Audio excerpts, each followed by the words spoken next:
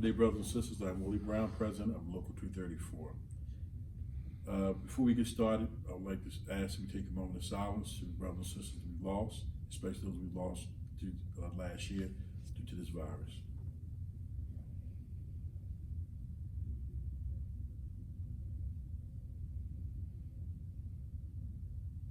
Thank you. As we go into the new year, this is going to be a very busy year for us, very interesting year, and a very important year. As you know, we are less than a year away from expiration of our current contract. This is not going to be one of the toughest. This is going to be the toughest round of negotiations we've ever had in the history of Local 234. When you consider that the virus has crippled the economy around us, SEPTA is complaining that ridership is down 80%. We would like to say they're lying, but most of us, we out there on that bus, you realize we no longer have rush hour or low line, as we would call it. Normally between 3:30 and 6:30 p.m., most of the buses, trolleys, and trains, standing room only. But when you travel to them, nobody's riding.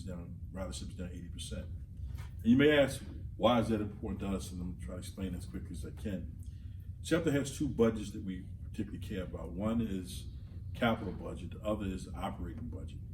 The capital budget it comes down from, just say, the government, and they purchase equipment with it, they do projects with it, vehicles, the whole 9 yards. Operating budget is the revenue, is the fare box. Now, when we do a contract, we can't do a contract and include the capital budget, the capital money coming from the government to pay for our contract. We have to do a contract, and we have to make sure the contract can be paid for out of the operating budget, again, which is the fare box. If the fare box is down 80%, where does that leave us? That's why this is very important for us. When you look at our health benefits, very expensive, well over $200 million a year. So when you consider things of that sort, how does it get paid for? How do we get increases? So we have some tough fights coming ahead, and we're not going to do, just so you understand my position, even though I acknowledge that it's a tough road, we're not going to make permanent changes for what we consider to be a temporary problem. SEPTA is going to negotiate on the last year. And we're not willing to do that, because if we negotiate the last year, they're going to want to take things from you that you never get back, and we're not going to do that. A couple things we know they're coming at is, even before the pandemic, they were claiming they were coming after the sick time. They think that we get too much sick time. We have to dig in on that. A thing that has come up, some conversations since the pandemic has hit, and you look around the country, you understand where they're trying to come from, is our no layoff clause. And I'm sure that each and every one of you will dig in and fight that. They're not getting the layoff clause. It's not going to happen. So those are just a few of the things that we're going to have to fight over. When it comes to AVs, autonomous vehicles, autonomous technology, period, we're going to have some language that protects our jobs in the future. When you look around the country and you see, use the Pennsylvania Turnpike, for example. Prior to the pandemic, they had toll takers, cashiers. They laid them all off. 90% of them are gone. Now, when you go through the Pennsylvania Turnpike, take a picture of your license plate, they send you the ticket. Automation is killing jobs. We have to make sure that we get ahead of that curve, and our jobs are not killed because of automation. Some parts of the country, they're testing out vehicles to operate themselves, autonomous vehicles. We have to make sure we're ahead of all this type of stuff. Every job we have is important and equally as important, so don't take this out of context. It'll be great to say to you. One of the groups we have to look at strongly, has to be the porters, the cleaners that we have. We have to bring their wages up.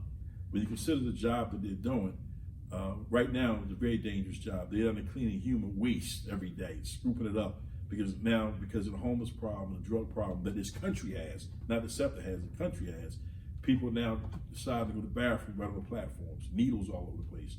We've had at least 2 reporters attacked while they were trying to do their jobs. We had one crew we had out cleaning up Erie Avenue, and they would take them too long early in the morning, about 2 o'clock in the morning, and somebody across the street started shooting at them so they would hurry up and leave. We have our porters go out and clean up, have to make deals with the drug dealers and deals with the people who are occupying space that should be clean, to let them clean the space, and they tell them, well, we're hurry up so you get back there. We have to get some type of security for them. This job we have to look at. We can no longer leave it to SEPTA to protect them. We have to get some security for them, and we have to up the pay of our porters. They get further and further behind us. We have to do something to up their pay. Not that we're not going to fight for everybody to get pay increase, but that group has to get, in my opinion, they have to have a little more than everybody else to bring them closer to us.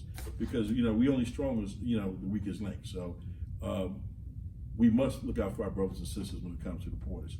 So there's a lot of things that's going to take place. Cashiers, they have to open the stations up late at night. We have to, early in the morning, they have to open the station, close up late at night. We have to make sure they have some security when this takes place. These are things we have to fight about. When it comes to the maintenance department, when it comes to the mechanics, most of the country now is going to electric vehicles. We have to make sure we have training in our contracts. We have to make sure that our people are trained to keep up with changing technologies so that we still have our jobs. This is the time now, it's almost like back in the day when they went from the horse and buggy to the car. We in a change, a period now, we're changing now. We won't recognize this world 5, 6, 7 years down the road. We won't recognize this time everything will be automated. So we have to make sure we're protected with that. So we get into that a little later on, but I will say to you, I don't want to, scare anybody, but we don't know what's going to happen next year. So tell everybody, put a little money away. We don't want to have to go that way, but put some money away and start to save. And so we don't get hit at the last minute and everybody's complaining we don't have to save some money. We don't know what's going to happen at the end of this contract. Understand, I've been doing this a long time. We have been together doing this a long time. We're going to be reasonable. We understand that there are problems and we're willing to fix the problem. What we're not willing to do is get it stored. But again, we're not willing to give up permanent concessions for a temporary problem. So again, you get another video from me very soon. God bless. Thanks for your time and good night.